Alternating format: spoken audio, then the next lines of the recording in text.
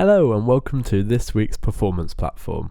This week we've got 4 more performances, 3 from some of our students and 1 from a parent who remains anonymous.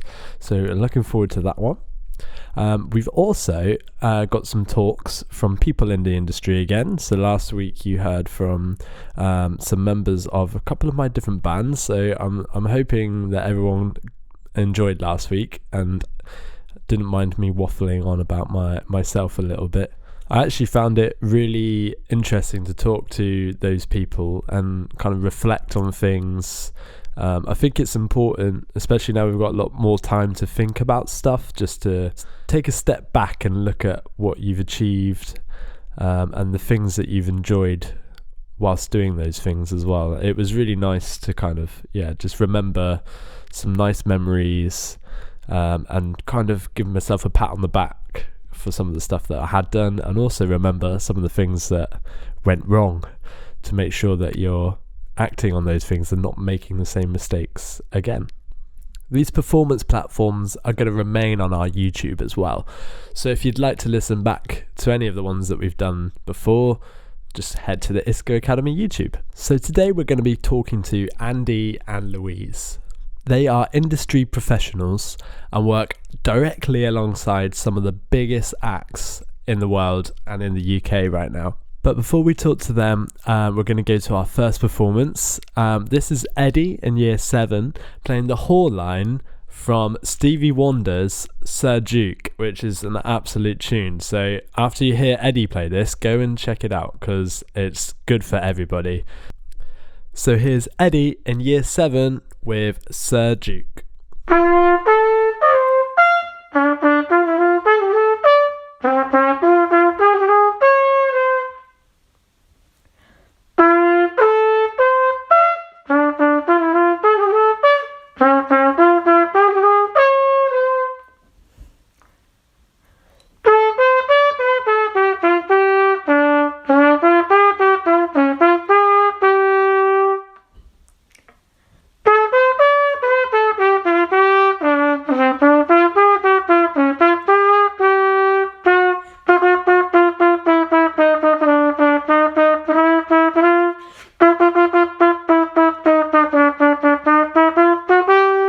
And that was Eddie with Sir Duke by Stevie Wonder. Also, it's worth noting that Eddie is part of the Breakfast Band. So if you play an instrument that is suitable for a big band, then come and let Miss Valence know, and let's make sure that you're part of Isca Academy's Breakfast Band. And if you're wondering, it's called the Breakfast Band because they rehearse before school, by the way, and not because they play songs to do with breakfast.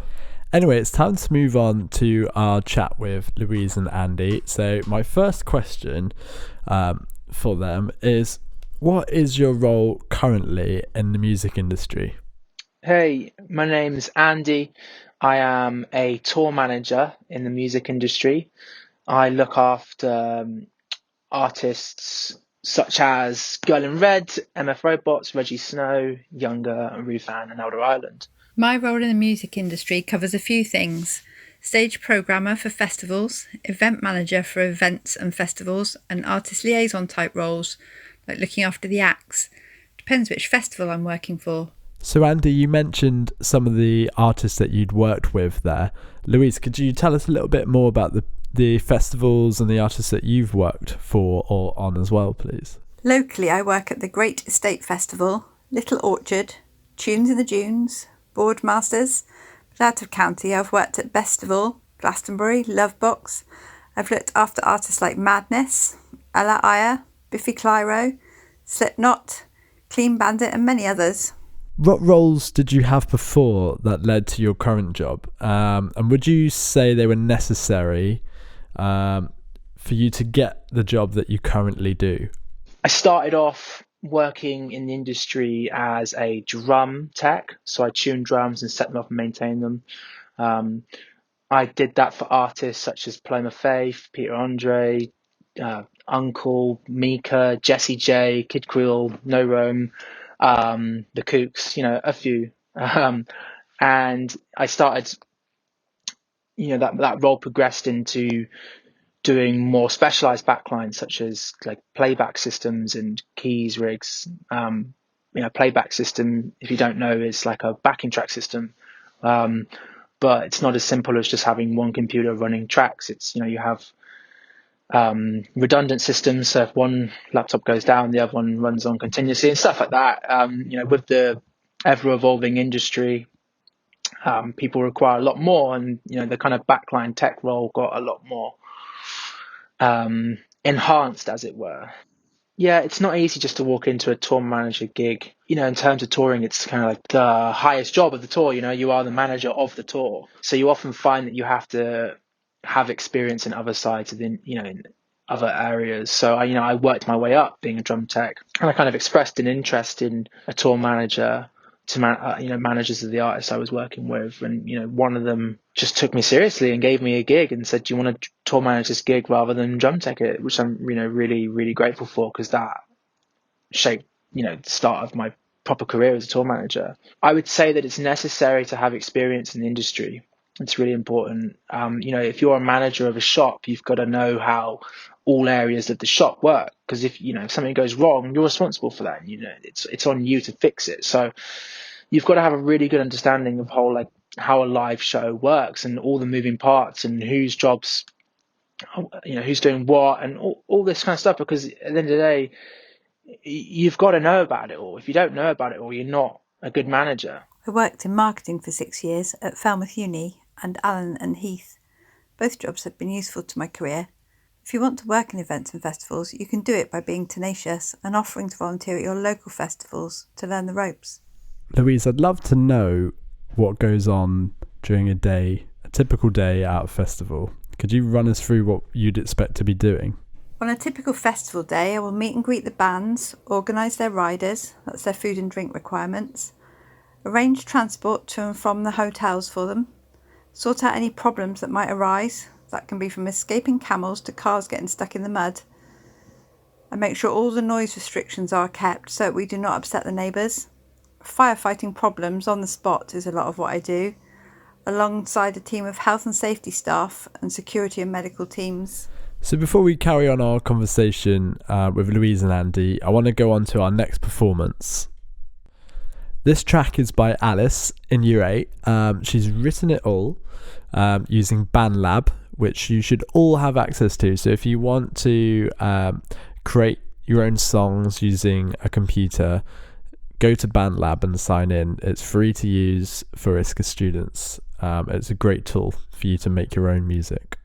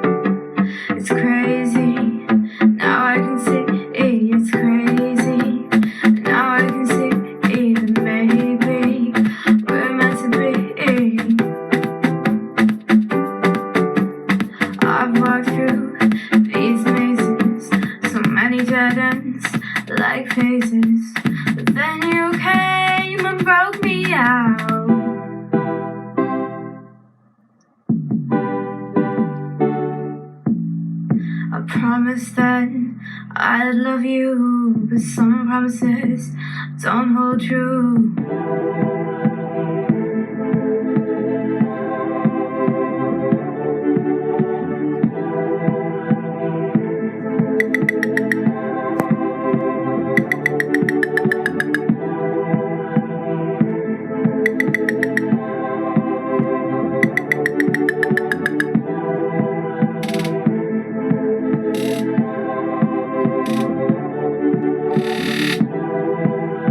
Meant to be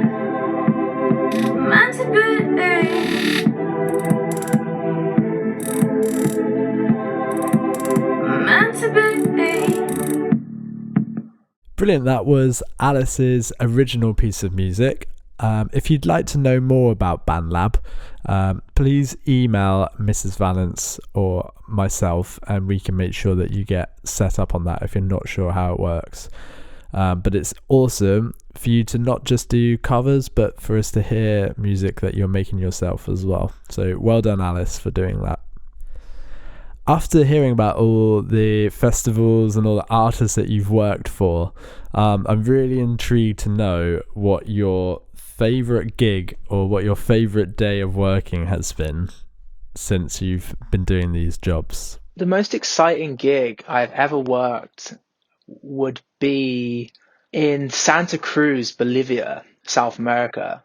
It was the last stop of a world tour that I was on with an artist called Younger. We'd been out for 6 weeks straight for the last leg, which was like America, across to Asia, then back to America, and then down to South America, then like worked our way back up through South America up to Central America. And that was the most grueling 6 weeks of my life. It was so intense. And we got to Bolivia, we landed, we got held up in customs. We had to bribe our way through customs agents because they weren't going to let us in with our gear, even though we had all the right documentation. They just weren't money. So we get out of the airport finally. Like it's about 1 a.m. It's the last flight into Bolivia, and we're driving along these cars, and like this rainstorm comes down on us like really, really hard, and like it's like just won't stop coming. Like all these cars like crashing into each other. It's really scary. And then like we're driving down this road at one point, and like we just like the car in front of us just kind of like starts to disappear with how high the water's going. Like gets up to the doors. Luckily they reverse out. You know, we get into the hotel, and we find out there's been a party like a pre-party for the show organized and put on the same hotel that we're staying in. We didn't know about, which was crazy because we had all these fans there. Which wasn't so good, but you know, this whole kind of aura of like how wild this place was and how rogue it was really gonna like we could just tell it was gonna be an amazing show. So the next morning we wake up, we're like, it's the last gig, let's just go and do it. It'd be so much fun. And we're doing the sound check, and it's all really cool. And I remember like we have oat milk on our rider, and this girl comes up to me. She's one of the artist liaison, and she's like, "Hey, look, we didn't have any oat milk, so I made you some oat milk." And we were like, "That's crazy that someone made us oat milk." Like, you know, it's not even like a massively important item of the rider. It's just there because if we want coffee, we don't drink dairy. Some of the people on our touring party don't drink dairy. So, anyway, later that night, we're in a restaurant with the promoters. And when you do shows in like South America and stuff, like it's quite common for them to take you out for dinner rather than just having like catering in the venue. So we're sat at this really nice restaurant, and there's like a table of people across from us, and the promoter looks at us, he's like, "Look, like you don't realize that everybody in this restaurant's coming to a gig later. That's mad." Like we know, like the artist I was with isn't like he's not a massive artist. He's successful, but you wouldn't imagine that the whole town is going to come to his shows. So, you know, all these like vibes are just being built, and we're all getting really excited. And we go back to the venue, and it's like crazy. Like there's thousands of people like there, like people that haven't got tickets, just like trying to get in, like trying to jump over the barriers. And you know, when we pull up in the cars out the back, like there's fans trying to get to him, and it's just all absolutely off the chain, and we're like, we don't know what to expect. And when the show comes on, when the show comes, get the artists on stage, like the crowd are like trying to jump on the stage, and we've got these like just like security guards stood at the front, like trying to like hold the barriers down. Like it's pure chaos from start to finish. And for me personally, the CO2 and pyro tech didn't show, so I had to then do it. And I'm not a pyro or CO2 guy. I just know how to press buttons if I need to do it. So I got shown how to do it, and the next thing you know, I'm just like pressing all these buttons, firing off all these CO2 canisters and pyro, and it's just going off. And it was just the wildest show I've seen ever. It was almost like these people had never seen a live show in their lives before. Like it was the most exciting thing to happen to them for years. And like we really felt that, and like the energy was just crazy. No one wanted to stop. Like no one wanted the gig to finish. The artist carried on playing. You know, it was just crazy. Like, and I think it also, you know, being the end to a grueling year of touring, it was just like the most perfect ending. It was really really wonderful. The most exciting gig I've worked on would not be music actually. It would be the Big Top at Glastonbury, which is a circus tent that can hold about 1,000 people. There is fire and people flying through the air, the world's best acrobats and entertainers from 10 a.m. till midnight every day, with sometimes 3-minute changeovers. It's so fast-paced, it's exhilarating. You've just heard Andy and Louise's greatest show.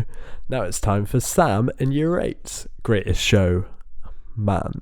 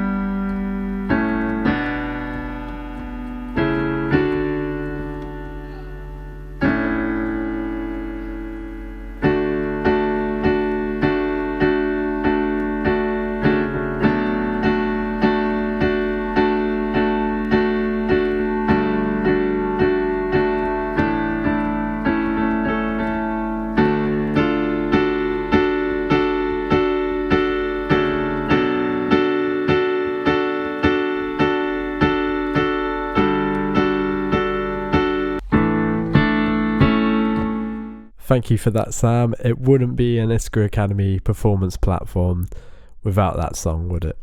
So back to the questions. What personality traits or attitudes are key for people to succeed in your area of the music industry? There are definitely skills that you require to be successful in this industry, or just being a tour manager. Tour manager specific, it's about being punctual, being organized. You've got a lot going on every day.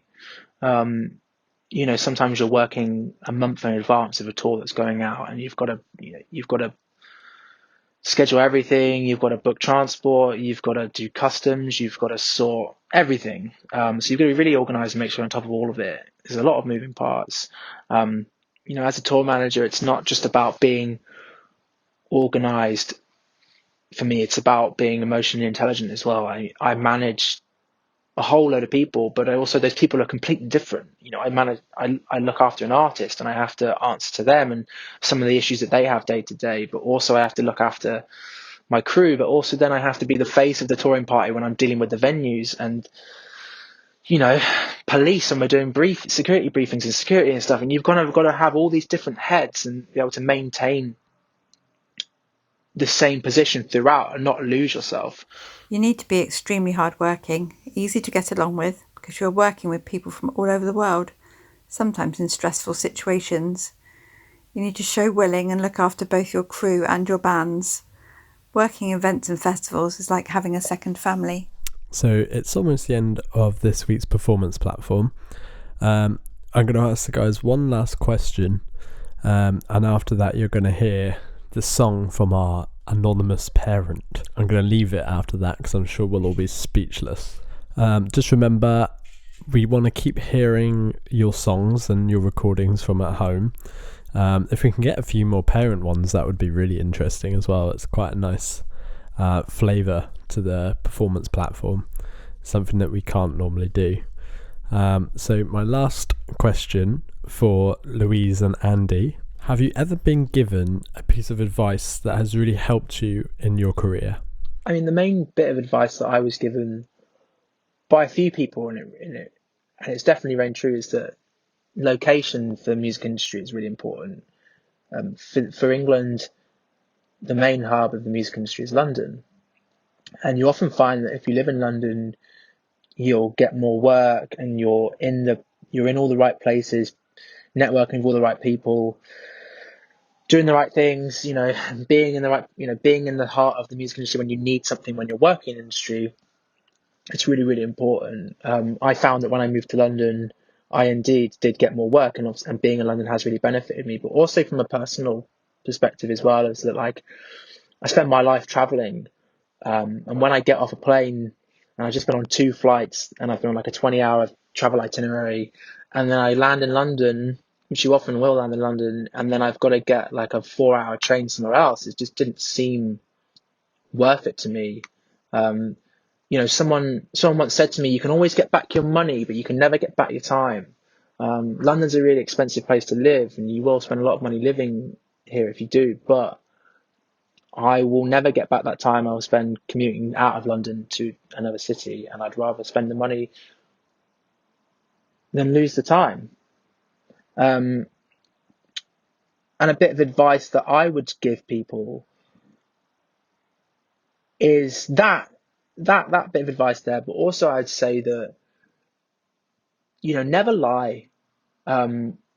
If you lie, you'll get caught out. If you are honest and you get ahead of something, if you've messed up, like, you will earn so much respect for that. I've seen people lie, quite blatantly lie, and everybody knows about it, and it's not been good. I've personally made mistakes, and I've just owned up to it, got ahead of it, and therefore I've not had any bad things come of that. So yeah, I definitely say that being honest is really, really important. And just, if someone says, can you do this? Don't say yes. If you don't think you can, say, you know what? I don't know. I'll go find out, but I'll get back to you and I'll let you know. Yeah, it's really, really important. Some good career advice has been to do your research. If you want to work at a label, get a list of all the labels, start at the most prestigious. Send an email to them. If you're passionate about what you want to do, let it show. If they give you an opportunity, work your butt off, more than anyone else there. Show them you mean business, and people will notice you, and you will get more opportunities. So probably, if you're going to do something, don't do it half-assed. Use your whole ass. Summertime, and the living is easy. Fish are jumping, and the cotton is high. Oh, your daddy's rich, and your ma is good looking. So hush, little baby, don't you cry. One of these mornings, you're gonna rise up singing. Yes, you'll spread your wings, and you'll take to the sky. But till that morning, there's nothing can harm you, with Daddy and Mommy standing by. Summertime, and the living is easy. Fish are jumping, and the cotton is high. The cotton's as high as an elephant's eye. Oh, your daddy's rich, and your ma is good looking. So hush, little baby, don't you cry.